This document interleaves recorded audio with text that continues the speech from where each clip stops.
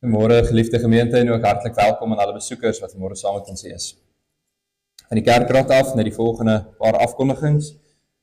Ons het vanmiddag Bybelstudie in Langebaan by Chris en Tally Stella de Klerk se huis. Dinsdag is daar kerkraadsvergadering, 'n breë kerkraadsvergadering en die diakens vergader. En aan die 23ste is volgende week Sondag is daar nagmaal en na ons nagmaal, ons gebruikelike nagmaal ete. Hierdie is ook die ete waar die diakens die kos voorsien aan die gemeente. Almal wat daar wil wees, ons sal die reëlings op die mosterdsaadjie maak en julle ouderlinge sou ook gevra het, asseblief laat weet, sodat ons uit kan die getalle kry van almal wat gaan kom. Ons hulp is in die naam van die Here, wat hemel en aarde gemaak het. Aan almal wat deur Christus Jesus aan God behoort, genade en vrede vir julle van God ons Vader, van die Here Jesus Christus, die kragvolle werking van die Heilige Gees. Amen. Kom ons staan, dan sing ons 'n loflied tot eer van die Here, Psalm 146, vers 1, vers 3 en vers 8. Ook met die oog op ons prediking, salig hy wat in die lewe, vers 3, sonder hulp en sonder raad, as alles hom wil begewe, vlug tot God, sy toe verlaat. 'n Loflied, Psalm 146, vers 1, vers 3, vers 8.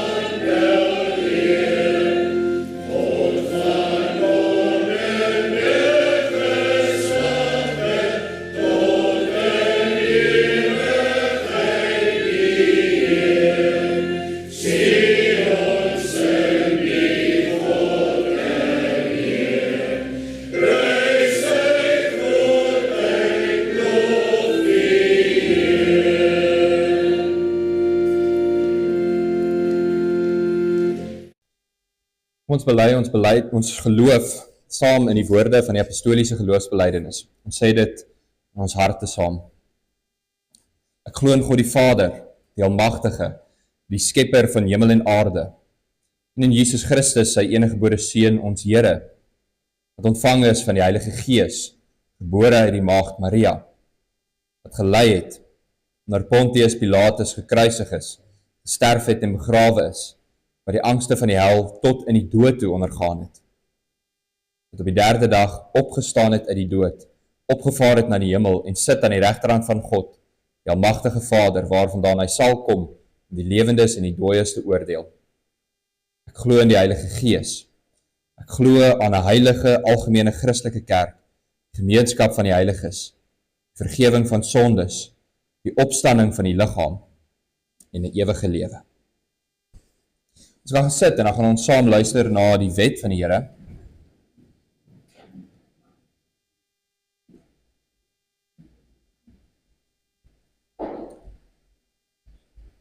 In Deuteronomium 31 lees ons van die gebruik van die volk, die bevel wat die Here ook aan Moses en aan die volk gegee het.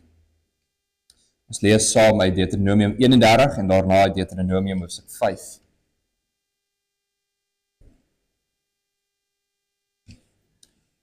Moses het die wet neergeskryf en dit vir die Levitiese priesters wat die verbondsark van die Here dra gegee en ook vir al die oudstes van Israel. Moses het hulle beveel aan die einde van 7 jaar, die vasgestelde tyd van die jaar van kwytskelding tydens die hittefees, wanneer die hele Israel kom om voor die Here God, jou God te verskyn op die plek wat hy sal kies, moet jy hierdie wet aan die hele Israel voorles, sodat hulle dit kan hoor. Roep die volk byeen, manne, vroue en kinders, asook die vreemdelinge wat in julle dorpe is, sodat hulle dit kan hoor, sodat hulle dit kan leer en vir die Here julle God ontzag kan hê, en al die woorde van hierdie wet nougeset kan nakom. En hulle kinders wat dit nie ken nie, moet dit hoor, en leer om vir die Here julle God ontzag te hê, solank as julle leef op die grond waarheen julle oor die Jordaan trek, om dit in besit te neem. Nou luister ons na die wet van die Here uit Deuteronomium hoofstuk 5 vanaf vers 6. Die Here het gesê, ek is die Here jou God wat jou uit Egipte, uit die plek van slawerny bevry het. Jy mag naas my geen ander gode hê nie. Jy mag nie vir jou beeld of enige afbeelding maak van wat in die hemel daarbo, of op die aarde hieronder, of in die water onder die aarde is nie. Jy mag hulle nie vereer of dien nie, want ek, die Here jou God, is onverdeelde trou aan my. Ek reken kinders die sondes van hulle vaders toe, selfs tot in die 3de en 4de geslag, van die wat my haat. Maar ek betoon my liefde tot aan die 1000ste geslag, van die wat my lief het, en my gebooie gehoorsaam. Jy mag die naam van die Here jou God nie misbruik nie, en die Here sal die een, wat sy naam misbruik, nie ongestraf laat bly nie. Jy moet die Sabbatdag so deurbring, dat jy dit heilig hou, soos die Here jou God jou beveel het. 6 dae moet jy werk, en alles doen wat jy moet. Maar die 7de dag is die Sabbat van die Here jou God. Dan mag jy geen werk doen nie. Nie jy, of jou seun of jou dogter, of die man of vrou wat vir jou werk, of jou bees of jou donkie, of enige dier van jou, of die vreemdeling by jou nie, sodat jou werksmense kan rus, soos jy. Jy moet daaraan dink, dat jy in Egipte 'n slaaf was, en dat die Here jou God jou deur sy groot krag met magtige dade daaruit bevry het. Daarom het die Here jou God jou beveel om die Sabbatdag te onderhou. Eer jou vader en jou moeder, soos die Here jou God jou beveel het. Dan sal jy 'n lang lewe hê en sal dit goed gaan met jou in die land wat die Here jou God vir jou gee. Jy mag nie moord pleeg nie. Jy mag nie egbreek pleeg nie. Jy mag nie steel nie. Jy mag nie vals teen 'n ander getuig nie. Jy mag niemand anders sy vrou begeer nie. Jy mag nie sy huis begeer nie. Ook nie sy grond, sy slaaf of slavin, sy bees of sy donkie, of enigiets anders wat aan hom behoort nie. Die Here het by die berg al hierdie gebooie duidelik hoorbaar aan julle hele gemeente gegee. Die vuur en die stik donker wolk uit. En toe het hy stil gebly.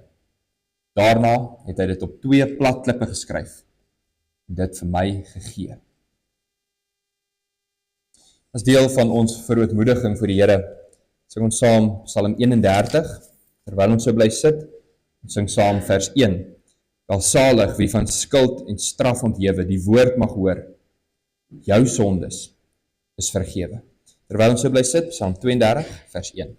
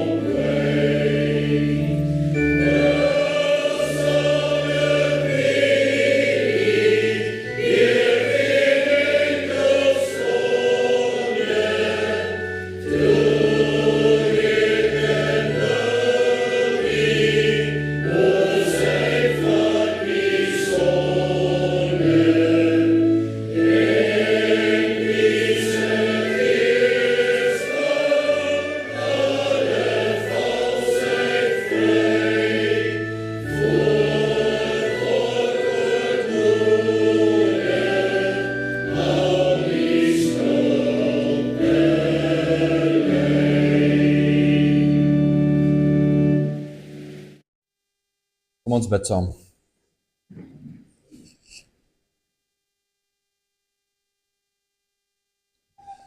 Vader wat in die hemel is, ons roep U aan, Here, nie net uit ons eie nie, ons kom nader in die naam van ons Here Jesus Christus.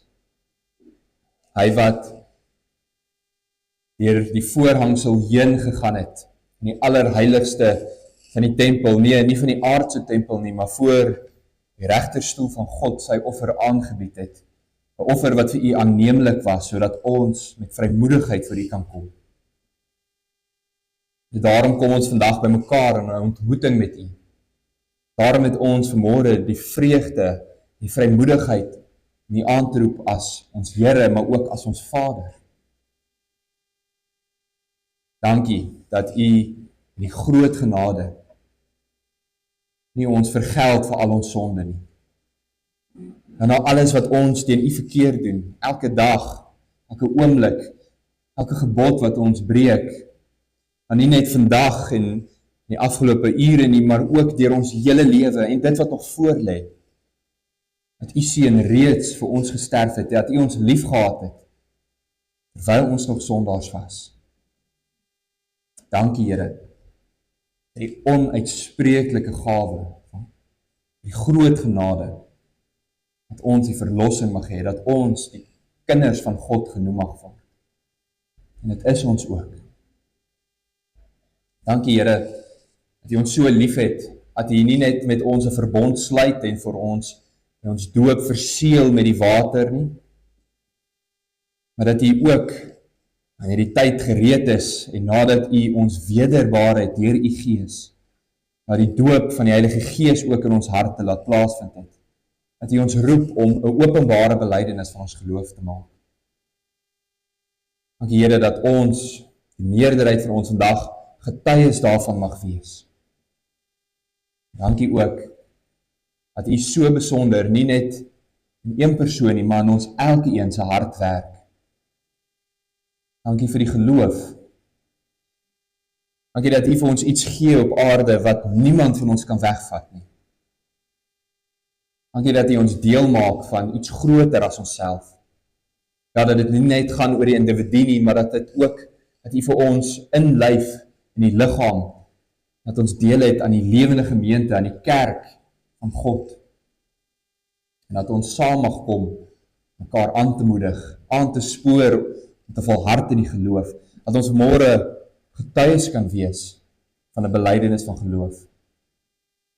En dankie Here, dankie daarvoor. Dankie dat ons vanmôre weer konkreet mag beleef wie werk in ons harte. En mag U ons versterk daardeur, ons wat toeskouers is daarvan. Ons bid so Here, ons het nog baie gebreke, en in die week wat voorlê, en ons ook 'n punt daarvan maak om ons harte te ondersoek met die oog op nagmaal. Daarom bid ons dat U ook deur die Gees in ons harte sal werk om ons oë oop te maak vir ons gebreke en vir ons sonde. Dat dit wat ons vir ander mense bedek, ons kan niks vir U bedek nie. Dat alles voor U oop en bloot lê. En dat U die bedoelinge van ons hart ondersoek en toets deur die woord. Ons bid daarom, Here, dat ons erns sal maak met ons selfondersoek hierdie week. En dat U ons sal oortuig daarvan, nie dat ons verlore gaan nie, maar juis na Christus te kyk, ons enige hulp, en ook met ootmoedigheid aan die tafel te kom sit.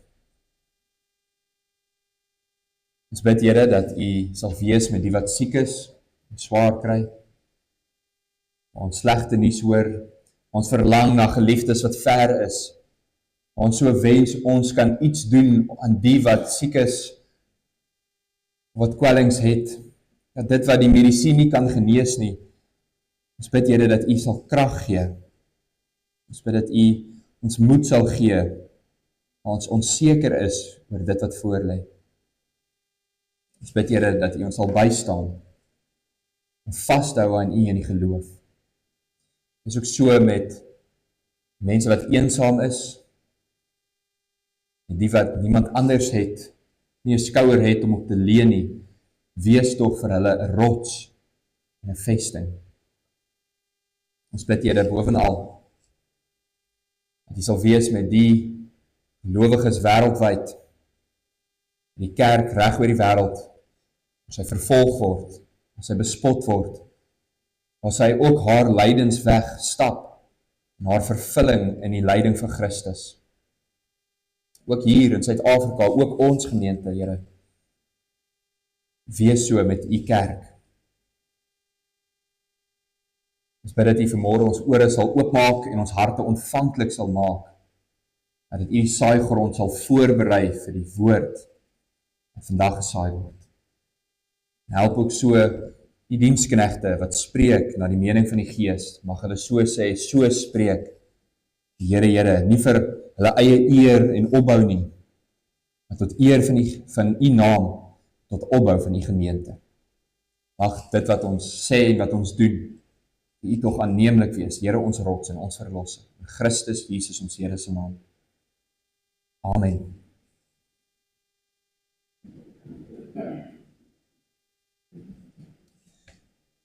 Susters, ons staan dan sing ons saam voordat ons uit die woord van die Here lees. Skrifberuiming 15:5. Dit is 'n beruiming van Openbaring 2 vers 18 tot 20. Ons sing saam vers 1, vers 2 en vers 5. Vers 2: Ek ken jou ywer, ongedoof, jou liefde en diens en jou geloof, jou lydsaamheid nog onverkort, en dat jou werke al skoner word. En dan vers 5, die aanmoediging: En wie oorwin onwankelbaar my werke tot die einde bewaar, hy sal oor nasies triomfeer, met ysterstaf sal hy regeer. Ons staan en sing ons saam hierdie beruiming van Openbaring 2, vers 1, vers 2, vers 5.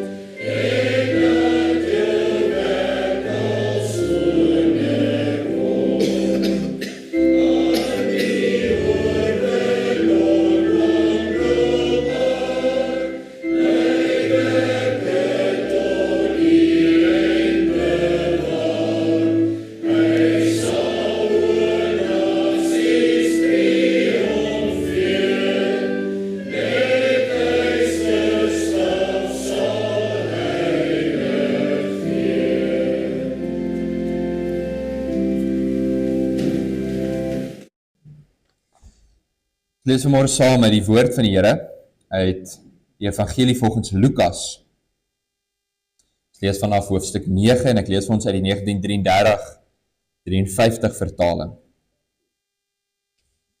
Lukas 9 vanaf vers 18.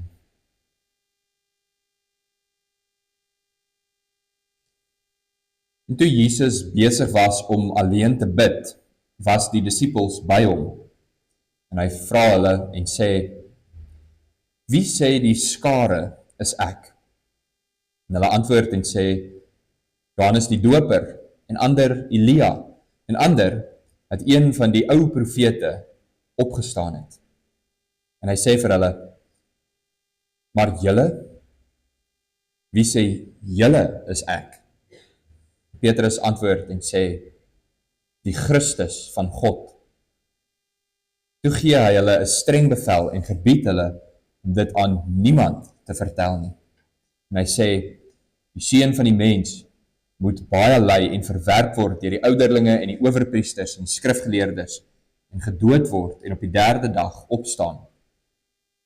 En hy sê vir almal: As iemand agter my wil aankom, moet hy homself verloon en sy kruis elke dag opneem en my volg. Want elkeen wat sy lewe wil red, sal dit verloor, maar elkeen wat sy lewe om my ontwil verloor, hy sal dit red. Wat baat dit 'n mens tog, as hy die hele wêreld win, maar homself verloor of skade aandoen? Want elkeen wat hom skaam vir my woorde, vir hom sal die Seun van die mens hom skaam, wanneer hy kom in sy heerlikheid, en die van die Vader, en die heilige engele. En ek sê vir julle met waarheid, daar is sommige van die wat hier staan, dat die dood sekerlik nie sal smaak, voordat hulle die koninkryk van God gesien het nie. Ons twee verse waarop ons fokus vandag is vers 22 en vers 23. En hy sê, die Seun van die mens moet baie ly en verwerp word deur die ouderlinge en owerpriesters en skrifgeleerdes en gedood word en op die 3de dag opstaan.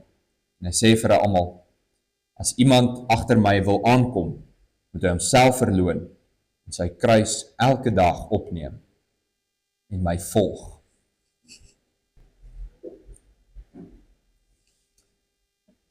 Geliefdes, in Lukas 5 kry ons hierdie wonderlike verhaal van Jesus wat sy disipel Levi tot diens roep. Ons ken hom ook as Matteus.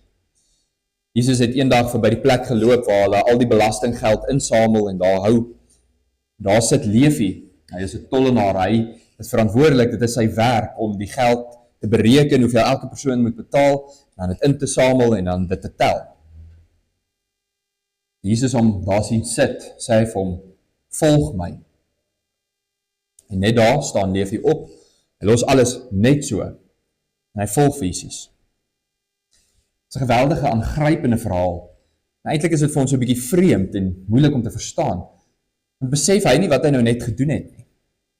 Daar gaan sy inkomste en sy loopbaan, daar gaan sy werk, daar gaan sy vrye tyd. En een van die redes hoekom ons so sukkel om dit te verstaan, is omdat ons mens die gewoonte het om 'n kosteberekening te maak. Wanneer ons inkopies gaan doen, of vergelyk ons die items en ons kyk, wat se een gaan ons die beste prys uitwerk, dan maak ons seker ons vat die beste ene met die beste prys. Of as iemand jou vra of jy besig is, en of jy hulle dalk nie wil kom help nie, dan moet jy eers 'n kosteberekening maak. Is dit my tyd en moeite, is dit die moeite werd om nou te gaan? Is dit my energie werd? Dat is ingebou in ons maak altyd 'n kosteberekening, ons weeg dinge op. Ons het beperkte tyd, beperkte energie, beperkte hulpbronne. En dit is vir ons vreemd om te verstaan, hoe iemand net al hierdie dinge kan prysgee, en Jesus volg. Maar geliefde, het jy al gewonder wat die prys is? Het jy al die prys bereken, die ewige lewe jou gaan kos?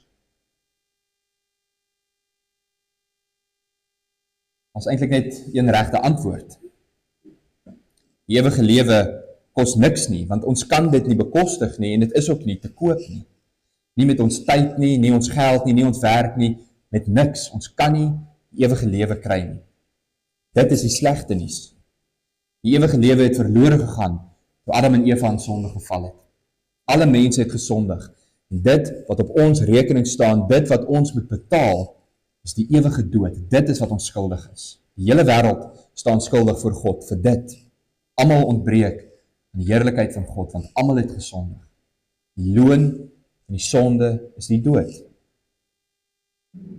Die goeie nuus daarteen, die evangelie, is dat ons tog daardie ewige lewe kan kry. God het sy enigste seun in hierdie wêreld ingestuur, sodat elkeen wat in hom glo, nie verlore sal gaan nie, maar die ewige lewe mag hê. En dit is die ander sy van die muntstuk.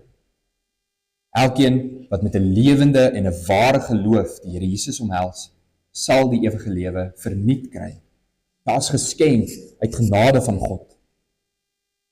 Hoor weer, wat kos die ewige lewe? Niks nie, want ons kan dit nie bekostig nie aan die een hand, en dit is ook nie te koop nie. Maar aan die ander kant is dit gratis, verniet. Dit kom uit die genade van God, wat ons deur die geloof dit deelagtig maak, wanneer ons in Christus glo.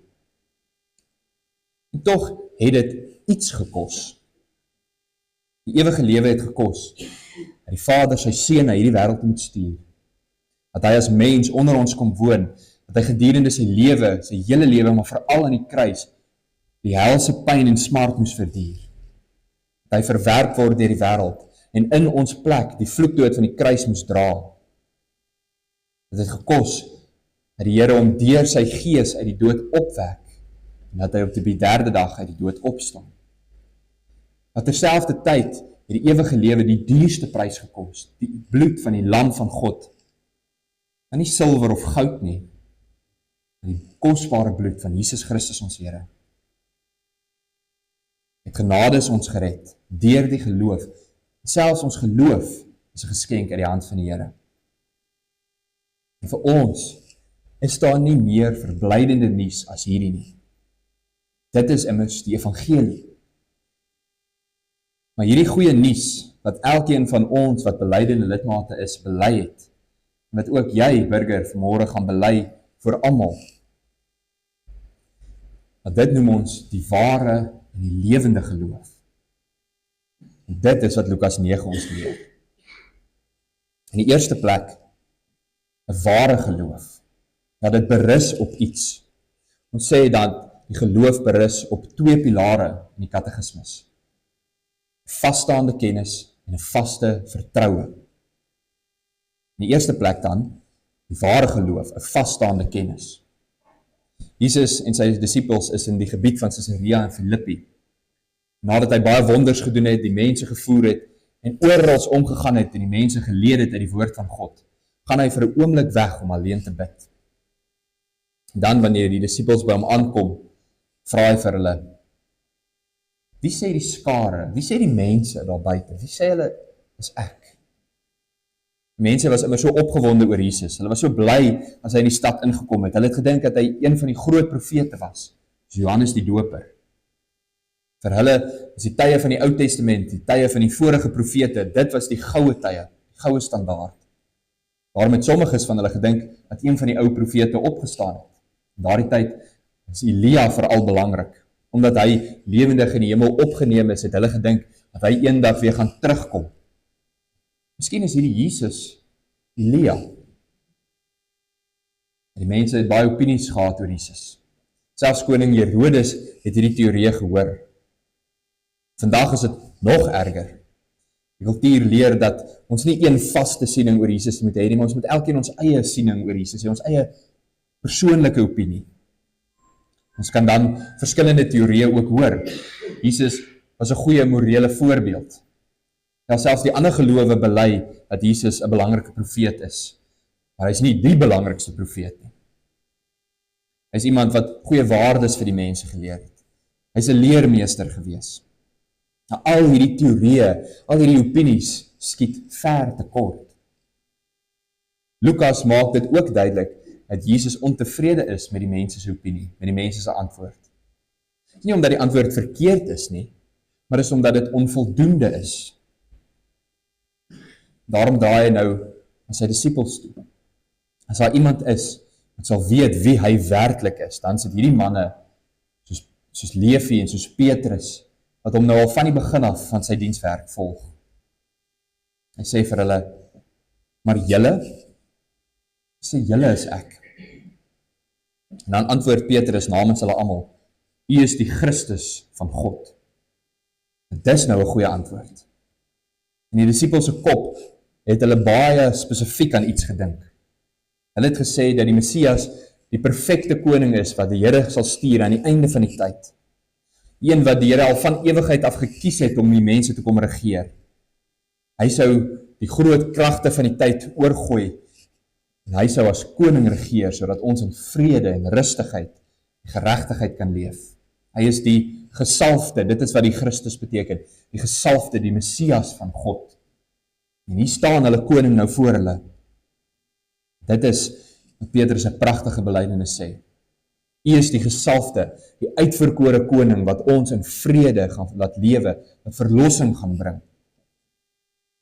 En in Matteus, ons kry dit nie in Lukas nie, maar in Matteus 16 vers 17 antwoord die Here Jesus hom.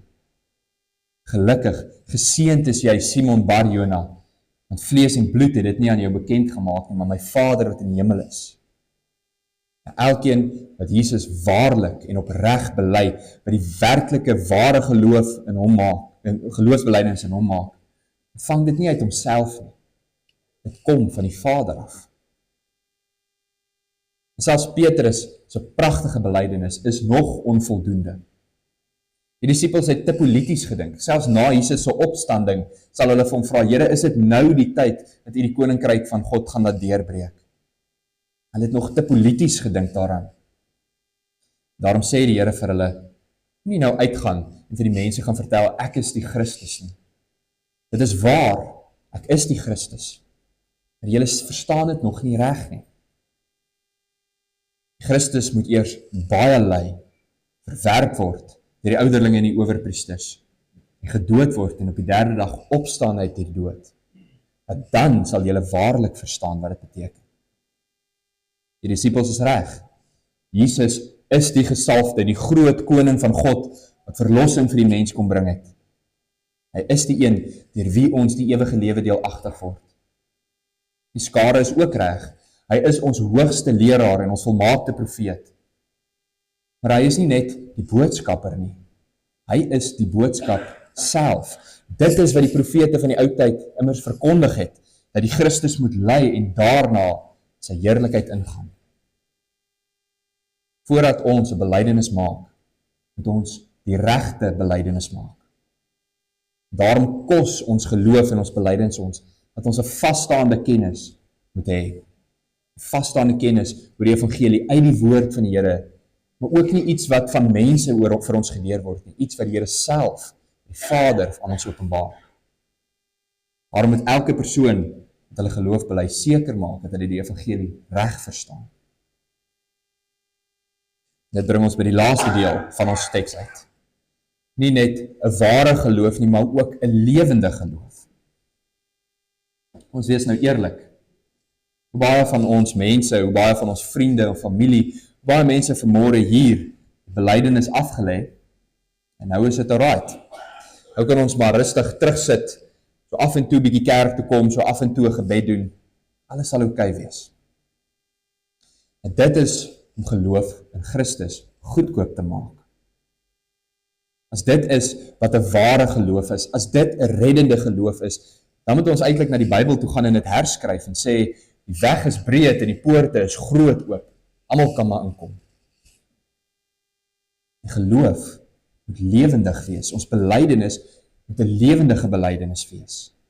En dit gaan ons baie kos. Maar om weer eens vra ek, wat is die koste van die ewige lewe? Nou nie die koste wat Christus betaal het nie, maar wat moet ons betaal wanneer ons geloof bely? Daar is vyande waarteen ons moet stry, as veldslae wat ons moet oorwin en veg. Daar is 'n Egipte wat ons moet agterlaat en 'n woestyn wat ons nou moet deurgaan. 'n Wedloop wat ons met volharding moet hardloop. Of soos Jesus in vers 23 sê, as iemand as 'n disipel agter my wil aankom, moet homself verloon, sy kruis elke dag opneem en agter my aankom. Hier hoor ons 3 dinge. In die eerste plek, het gaan kos dat ons onsself moet verloon. Beteken dat ons eie geregtigheid moet prysgee. Alle trotsheid en roem, alle verwaandheid wat sê dat ons onsself kan red en dat ons op onsself kan vertrou, dat dit moet ons laat vaar. Ons moet bely dat ons as sondaars deur genade alleen gered is. Ons kan nie op onsself staat maak, ons gebede, ons kerkbywoning, niks nie. Christus en op sy versoening alleen. Dit wil sê 'n vaste vertroue, nie op prinse of op myself nie, maar in Christus. In die tweede plek moet ons kruis opneem. Dit beteken dat ons iets gaan moet prysgee. Dit beteken dat ons sondes gaan moet opgee. Met ander woorde, ons belydenis kos ons sonde. Dit beteken dat ons bereid moet wees om haar die slegte gewoontes, haar die sonde agter te laat en dit daar te laat staan. Dat ons met ons elke deeltjie van ons krag daarteen stry. Die kruis was die Romeine se manier om mense totaal en al van alle hulp te ontbloot. Dit was 'n beeld van totale oorgawe. In die geskiedenis is daar nie een persoon die kruisiging oorleef het nie. Wanneer ons belydenis op 'n ware en 'n lewende geloof maak, dan beteken dit 'n totale oorgawe aan God. Ons gee alles prys.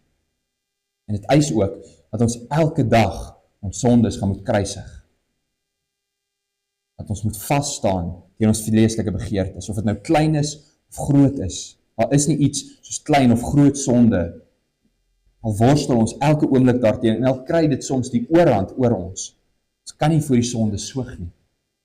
Daar staan immers geskrywe: hou dan op om te lewe soos julle vroeër gelewe het. Breek met die ou sondige mens wat deur julle sondige begeertes verteer word. Julle gees en gedagtes moet nuut word. Lewe nou as nuwe mense, omdat die beeld van God geskaap is. Lewe volkome volgens die wil van God. En wees heilig. Om jou kruis op te neem beteken ook om 'n vernederende weg te stap. Soos Christus lyding en vernedering moes ondergaan, so gaan dit ook vir ons waar wees. Beteken dat ons die aansien van die wêreld moet laat gaan. Dat ons gaan dit moet prys gee. Al noem mense ons dwaas, met die Bybel oor die kop geslaan, met die Bybel onder die arm. Dat dit gaan kos dat mense ons spot. Hoor wat sê die Here Jesus in Johannes 15. As hulle my vervolg het, sal hulle julle ook vervolg. Maar dit alles sal hulle aan julle doen, omdat julle my naam bely. En in die derde plek, weer wat sê die Here Jesus in vers 23. As iemand agter my wil aankom, moet hy homself verloon en sy kruis elke dag opneem en my volg. Elke dag, elke oomblik moet ons self verloon en ons kruis opneem. Ons moet ons lewe lank agter die Here Jesus aangaan. Ons nie omkeer nie, ons nie terugdraai nie. Hou nie op wanneer ons nou ons geloof bely nie. Ons moet Jesus ons lewe lank volg. En dit gaan beteken dat ons lewe van gemak moet opgee. Ons moet al ons kragte inspann om die wedloop van die geloof te hardloop met volharding. Ons moet daagliks op ons hoede wees teen die vyande wat ons wil laat val. Ons moet elke uur, elke geselskap, elke oomblik, elke plek waar ons betrokke is, moet ons let, moet ons selfbeheersing oefen oor ons tong, oor dit wat ons dink, oor dit wat ons sê. Ons moet gedurig vir die Here bid, ons Bybel lees. Ons moet moeite doen en streef om in die koninkryk van die hemel in te kom. Geloof is ook lewenslange opdrag van die Here. Dit is wat die ewige lewe ons kos. Dit kos ons eie geregtigheid. Dit kos ons sonde, dit kos ons aansien in die oë van die wêreld. Dit kos ons gemak. As ons eerlik gaan wees, is dit nogal baie gevra. Maar wat baat dit 'n mens as hy die wêreld wen, maar sy eie siel prysgee? Wanneer 'n skip in gevaar is, wanneer die storms rondom ons woed, sou ons nie alles oorboord gooi om aan die lewe te bly nie. Selfs die kosbare dinge, selfs daardie dinge wat ons so koester. Geloof en 'n belydenis wat ons niks kos nie, is niks werd nie. 'n Goedkoop belydenis sonder selfverloning en 'n kruis sal uiteindelik 'n nuttelose belydenis wees sonder 'n kroon. Ek sluit af. Dink maar weer aan Levi of Matteus. Hy was 'n tollenaar, iemand wat geleef het om somme te maak. En tog daar, toe die Here Jesus hom roep, het op die ingewing van die oomblik die berekening gemaak. Op die ouend van die dag sou dit sy lewe kos om agter die Here Jesus aan te loop. Elkeen wat sy lewe wil behou, sal dit verloor, en elkeen wat sy lewe ter wille van Christus prysgee, sal dit terugkry. Op die ou einde het hy alles verloor, en hy die ewige lewe as prys ontvang. Burger, maar ook elkeen van ons wat reeds 'n belydenis van 'n geloof gemaak het. Deur die genade van God en die verlossing wat die Here Jesus bewerk, kos die ewige lewe ons net twee dinge. Ons geloof en 'n belydenis. En terselfdertyd kos dit ons alles. Romeine 10 vers 9 tot 12 sê, as jy met jou mond die Here Jesus bely en in jou hart glo dat die Here hom uit die dood uit opgewek het, sal jy gered word. Want in die hart glo ons en word ons geregverdig. En in die mond bely ons tot ons redding. Maar die skrif sê, niemand wat in hom glo, sal teleurgesteld word nie. Niemand nie. Amen. Burger, ek gaan nou vra dat jy vir ons na vore kom, en dat jy hier voor kom staan.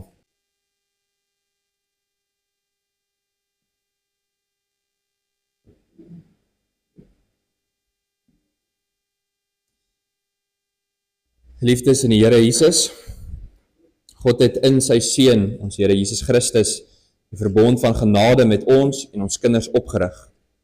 As kinders en erfgename het ons deel aan die volle rykdom van die weldade van hierdie verbond, maar word ons ook tot gehoorsaamheid aan en aanvaarding van die verbond geroep.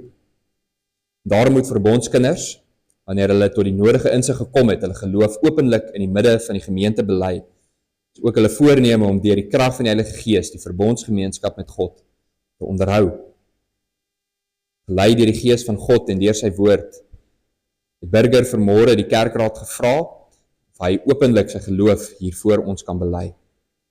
Nadat ons hom behoorlik onderrig en ondervra het, is die kerkraad daarvan oortuig dat elkeen dat hy toegerus is om sodanige tot 'n persoonlike belydenis te kom.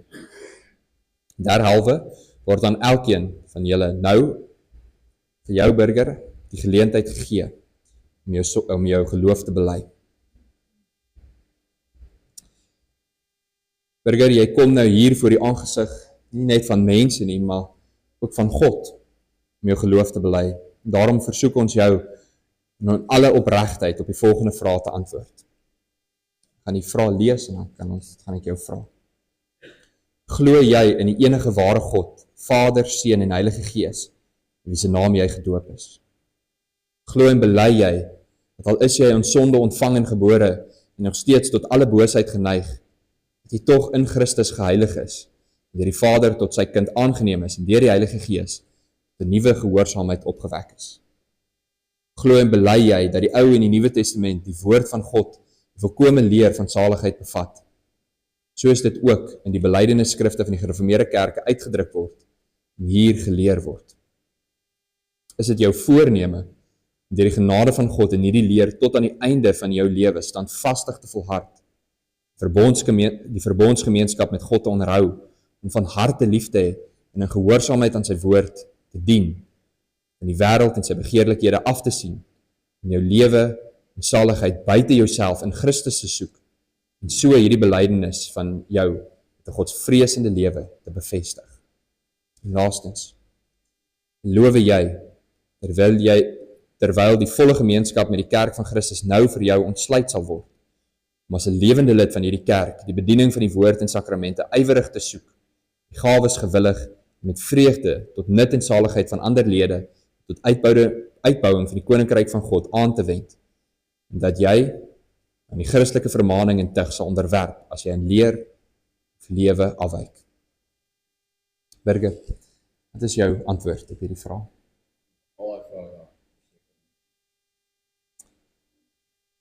Geliefdes, wanneer ons so 'n openbare belydenis van ons geloof maak, dan is dit anders as om hom ook die seën van die Here toe te bid. Burger, sterkte en leef as 'n ware en 'n belydende lidmaat van in die heilige God, en ook tot eer van sy naam. As geskenk van die kerkraad af, wil ons graag hierdie aan jou oorhandig. Jou pad vorentoe. Staan net hier voor en dan sing ons vir hom Psalm 9 toe.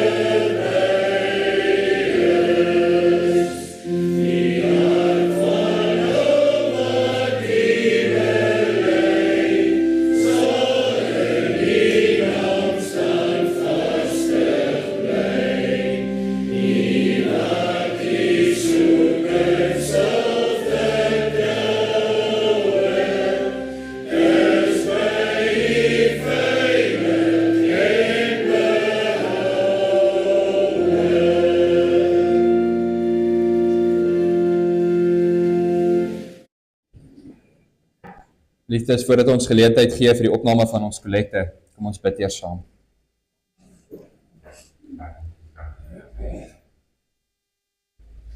Ons Hemelse Vader, ons dankie dat ons vanmôre as getuies mag wees van hoe U die verbond nie net met ons oprig nie, maar hoe U ook ons vra om die ander deel van die verbond, dat ons dit op onsself moet neem, dat ons die ontvangers is van die wonderlike beloftes, en dat ons ook deur ons hele lewe, deur die krag van die Gees, dit in ons lewe moet bekragtig. Ons dankie dat ons so getuie mag wees, hoe U die volle geloofsgemeenskap ook vir U kind oopgesluit het vanmôre. En ons bid U, werk kragtig in ons harte, om elke dag, om elke oomblik, onsself te verloon, ons kruis op te neem, en agter ons U, Seun, ons Here Jesus, aan te stap. Selfs al beteken dit, dat ons soms gaan struikel, help ons om ons saligheid buite onsself te soek, en Hom, ons Here en ons God. Ons bid dat U ons ook so deur die res van die dag sal lei, waar ons fees vier, ons dankbaar is, dat U ook daar by ons sal wees. Ons bid dit alles in Christus Jesus, ons Here se naam. Amen. Ons gee nou geleentheid vir die opname van ons kollekte. Sing ten slotte skrifbring 14:4. Sing al 4 verse. Ek lees net vir ons vers 1. Wat eers vir my 'n bate was, beskou ek nou net as 'n las. Dis niks teen wat ek alles wen, om Christus as my Heer te ken. En dan vers 2 ook, omdat ek glo, is ek vergeef en vrygespreek om te kan leef. Niks kon ek doen, maar deur die Gees laat God my een met Christus wees. Sing ook vers 3 en vers 4.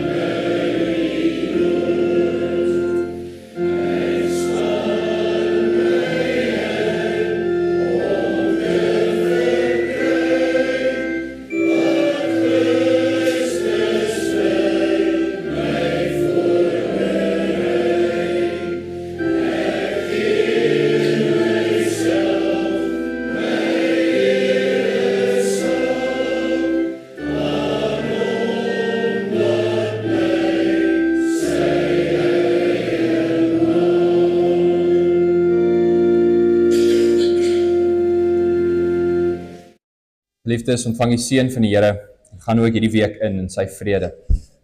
Die Here sal jou seën en jou behoed. Die Here sal sy aangesig oor jou laat skyn en jou genadig wees. Die Here sal sy aangesig oor jou verhef en aan jou sy vrede gee. Amen.